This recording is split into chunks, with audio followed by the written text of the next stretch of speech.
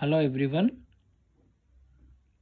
Now I'm explaining about tension member, how to design a single angle section for a tension member. Okay, so this is our problem. In this problem we are going to design single angle section which is connected to a roof truss to carry a load factor tensile force, that is 225 kilonewtons. The member is subjected to the possible reversal of stress due to the action of wind. This is the condition. The effective length of the member is 3 meters. So the length of the member is 3 meters. Use 20 mm sharp bolts of grade 4.6 for the connection. So by using this data, we are going to design a tension member of a roof truss. Okay, so this is the solution. Here first, before going to choose the section, we need to calculate the gross area. By using this gross area only, we are going to choose the section. Okay, so from the consideration of yield strength, that is, we need to calculate the gross area. The formula is Tu equal to AgFy by gamma m naught, but we need Az. So by this equation I am finding Az. So Az is T into Tu into gamma m naught by Fy. So gamma m naught value, we know that this is partial safety factor which is available in table number 5, page number 30 in IS 800 for 2007. So Tu is already the load given 225. Here the load is given 225 kilonewtons. So 225 into 1000 divided by 250. 250 is yield stress. Okay. After that I got Az value as 990 mm square. So after getting this value, we need to do one thing, that is, we need to choose the section. Here Az value is 990 mm square. By using this value, we are going to choose the section. So that is, in I'm taking ISA 100 by 75 by 8 mm, which has the gross area of Ag 1336 mm square. But there is much difference between this area and this area, I mean this value and this value. But here, due to several checks, after choosing the section, we are going to check. So we are going to do so many checks for the safety purpose. So for that purpose, I am taking as I'm adding 25 to, we need to take 25 to 40% extra for this Ag value. Okay, why? Because we are going to do so many checks. If we take the same value, if we choose the section similar to this Az value, if the section fails, we again redesign the angle section. We need to start the section. That's why we are taking 25 to 40% extra for this Az value. So I am taking 40% for this Az value. I got near to 1350 like that. So 990 I am taking as 40% extra for this 990. So I got 1350. So for this ISA, we are designing the angle section. Here single angle section. So ISA means Indian Standard Angle Section. So 1350. So 1336 is near to this 1350. So I am choosing this angle section. ISA 100 by 75 by 8 mm. 100 is one leg, 75 is another leg, 8 mm is thickness. Okay, that's why I choose this section. Next, in this process, the third step is we need to find out how many bolts are required. So for that purpose, we need to do number of bolts required equal to load by strength. Already we know the load, that is 225 kilonewtons, but we don't know about the strength, bolt strength. So for that purpose, we need to calculate. In previous problem, we calculated the bolt strength. Like that only, we need to calculate the bolt strength. But the code is specifying that we need to calculate shear strength of the bolt and bearing capacity of the bolt. So for that, in page number 75, class number 10.3.3, the formula is available for design shear strength of the bolt. VDSB equal to VNSB by gamma MB. VNSB is, we know that, nominal shear capacity of the bolt. So VNSB formula is FUB by root 3 NN ANB plus NS ASB. Here we know the value of FUB, that is ultimate stress of the bolt. Next, NN. NN means number of shear planes with threaded intercepting the shear plane. Okay, that is in the in the bolting portion. If suppose this is a bolt,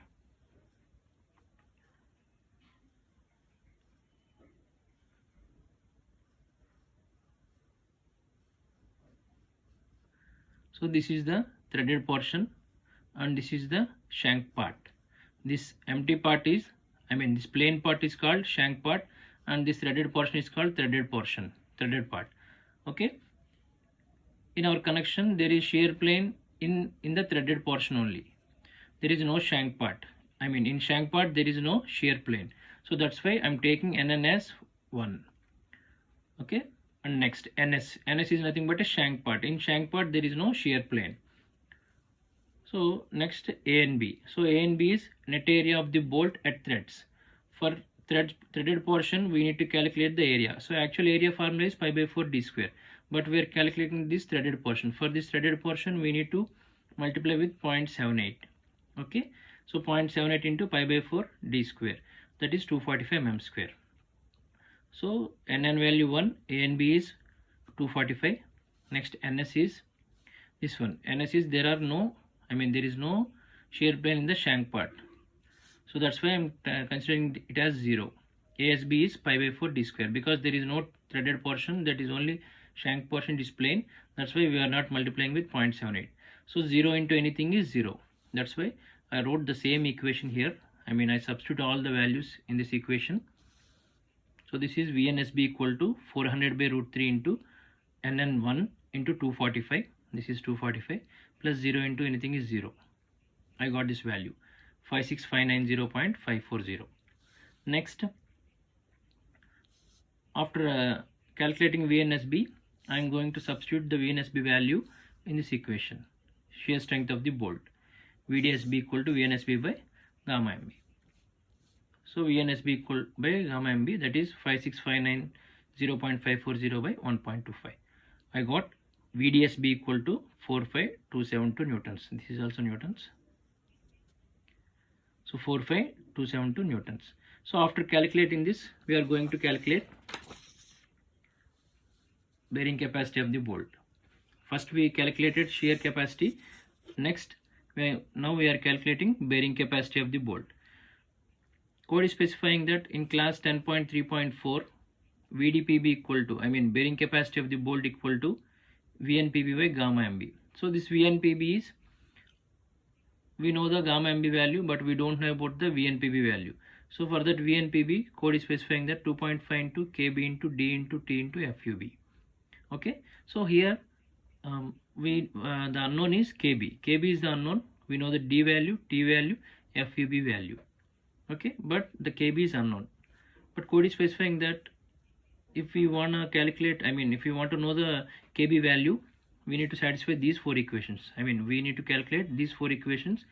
From this, we need to take the KB as smaller of, taking the least value from these 4 equations. Okay, but here adopting edge distance, that is, the code is specifying the minimum value, that is, we are going to adopt a edge distance. This is also available in code book, that is which is available in page number 73, connections page. The code is specifying that edge distance and pitch distance.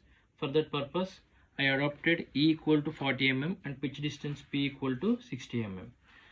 In the class 10 point, this is available in pitch distance is available in 10.2.2, page number 73. Code is specifying that 2.5 times the nominal diameter of the bolt. So for pitch distance, code is specifying that in this class, page number 7.3, 10.2.2, code is specifying that 2.5 times the diameter of the bolt.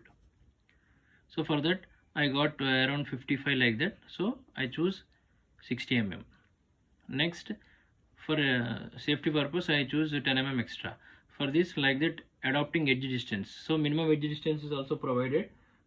Codebook in 74 page number, clause number 10.2.4.1, code is specifying that this value minimum edge distance. So that's why I took as E equal to 40 mm. So like that I assume these values. After that I am finding the KB is smaller of, that is E by 3D naught. E value we know that 40 mm, and D value diameter of the bolt hole 3 into 22, because our bolt diameter is 20 mm. Okay, diameter of the bolt is 20 mm. If it is 20 mm, the D naught means diameter of the bolt hole. The code is specifying that 20 plus 2. I'll show you in the code book. So in the page number 73, code is specifying that nominal size of the fastener is nothing but a bolt, 16 to 22 mm bolt, but our bolt is 20 mm diameter. So in between 16 to 22, our bolt is there 20 mm. For the 20 mm we need to add 2 mm, because here the formula is size of the hole equal to nominal diameter of the fastener plus clearances. So this is the clearance. So nominal diameter is 20 plus 2, that's why I wrote it as 22 mm. Okay, so this is 22 mm. 0.606 I got. Next, P by 3 D naught minus 0.25, that is pitch distance 60 we adopted. 60 by 3 into D naught is 22 minus 0.25. I got 0.6590. Next, FUB by FU. So FUB we know that bolt strength and FU is plate strength, that is for 400 by 410, that is 0.9756. I got it. After calculating these four values, we need to consider the smaller value. So in these the smaller value is 0.606. So I am substituting all the values in this equation. V and PB. 2.5 into 0.606 kb into D into T into thickness of the plate, thickness of the angle into 400. That is this value, FUB, bolt value 96960. Next, VDPB. We know the VNPB value by gamma MB 96960 by 1.25, 77568. This is the bearing capacity of this bolt. After that, we are considering design strength of the bolt. Design strength of the bolt is nothing but, in shear strength and bearing strength we are going to consider the least value. In bearing strength we got 77568, and in shear strength we got 45272. So in these two values, the least value is 45272. So that's why I am considering bolt value as 45272. Now we are going to calculate number of bolts required. Number of bolts required formula is load by strength. Number of bolts required equal to load by strength. So we know the load 225 kilonewtons. That's why I multiply with 1000 divided by strength. Strength is 45272. This shear strength value, because we got the lesser value in shear strength. So I got 4.96. So I am considering 5 bolts. We are going to arrange those 5 bolts. I will show you the pattern how to arrange the bolts. Here, for checking the design, we need to arrange the bolts like this. This is our angle section. We consider that 100 by 75 by 8 mm angle we took. So this is the angle. This is our angle section. In this is the 100 mm leg, and this is 75 mm leg, and this thickness is 8 mm. For this, suppose this side is connected to this roof truss. Okay, I am considering this angle is connected. I mean, this is the connected leg and this is the outstanding leg. This is the side view of the angle, and this is the bolting pattern, how we connected the bolts. Okay, here we got the 5 bolts. I arranged the 5 bolts like this. We adopted the edge distance, that is 40. Okay, and pitch distance is 60. Pitch distance means this bolt center to this bolt center 60. So 1, 2, 3, 4, 5. Total 5 bolts I arranged like this, and edge distance is 40. Okay, after arranging this, we need to calculate the strength due to yielding of cross section, rupture and block shear. In tension members, already in my previous lecture I told you about this yielding of cross section, rupture of plate and block shear failure. So first we are going to, after arranging this, we are going to design the strength due to yielding of, we are going to design for these failures. Okay, so design strength due to yielding of gross section. In this, the code is specifying the formula in section 6, page number 32, it is available. Page number 32, it is available, that is in section 6, TDG, yielding strength, yielding of gross section, that is TDG equal to AGFY by gamma m naught. Okay, AG value we know that for the angle section which we consider 100 by 75 by 8 mm, for that angle section the AG value is 1336 into 250, that is yield stress for FE 410 plates, by gamma m naught, this is a partial safety factor which is available in table number 5, page number 30, that is 1.1. So after that I got 30, 36, 36, 3036 newtons. So this is greater than 2250. That means this is the applied tension, acted tensile force for the angle. So this is greater than our load, hence it is safe. Next, design strength due to rupture of plate. So by applying this load, the angle will be for single, by applying the force, the angle also affected by rupture, the angle section also. For that we need to design, the code is specifying for the single angle sections. In the page number same 33 IS 800 2007, for single angle sections, code is specifying that 0.9 ANC FU by gamma ml plus beta into AG FI by gamma m naught. Okay, this formula that code is specifying in page number 33 for single angle sections. So for single angle sections we are going to calculate this value. So in this we know the FU value and gamma ml value, FY value and gamma m naught, but we don't know about the AG naught, beta and ANC. Okay, for this purpose we are going to calculate first the unknown ANC. ANC is nothing but net area of the connected leg. Net area of the connected leg. So connected leg means this is the connected leg. This is one leg and this is another leg. This is connected to this truss member. So this is the connected leg. For that I am going to calculate ANC, net effective area of the connected leg. That is, this we need to calculate this total. Okay, this total ANC, net effective area, that is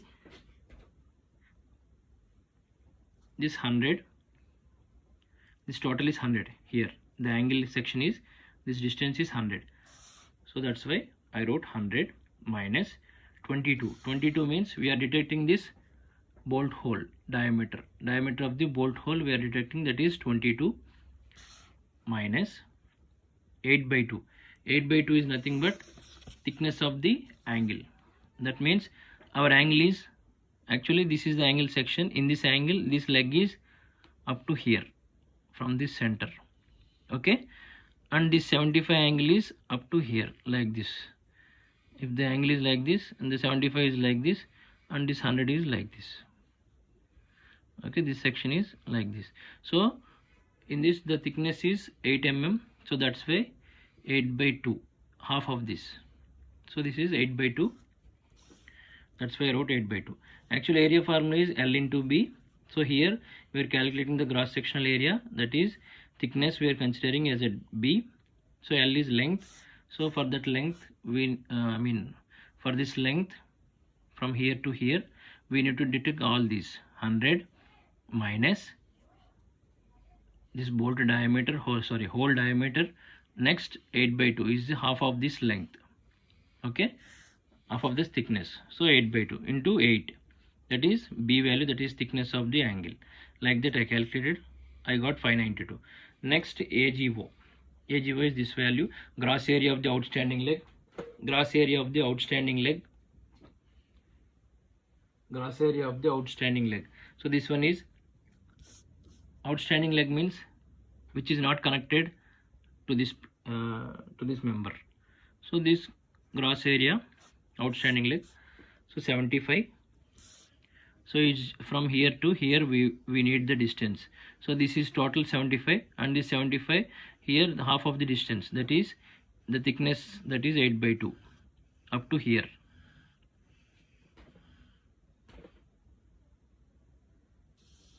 Next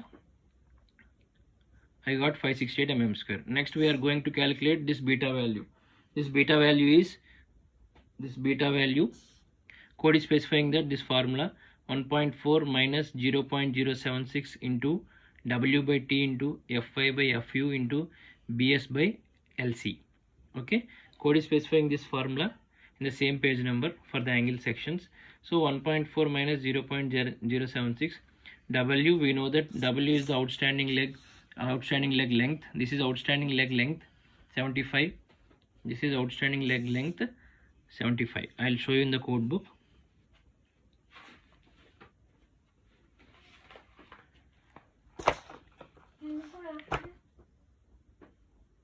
So this is the W value.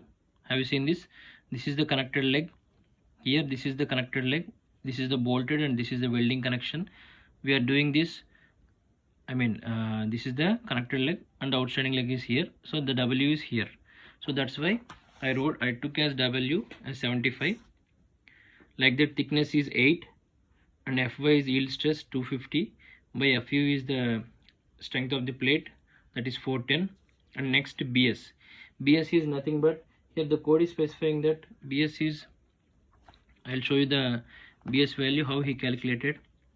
So this is the Bs value. This is the angle section and this is the connected leg, but our angle is like this. This is the connected portion.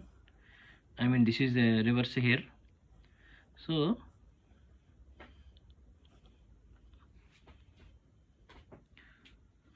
here Bs value is W plus WL minus T. WL means from edge to this bolt connection center. That is, in our diagram we provided that edge distance as 40. Okay, here from this edge to this bolt center connection. So that's why I took this W by T 1.4, WL is 75 and thickness is 8 mm. Fy is 250 by 410. That Bs value is 75 plus 40. So 75 means this one is 75 plus this distance is 40. 40 minus 8, that is thickness.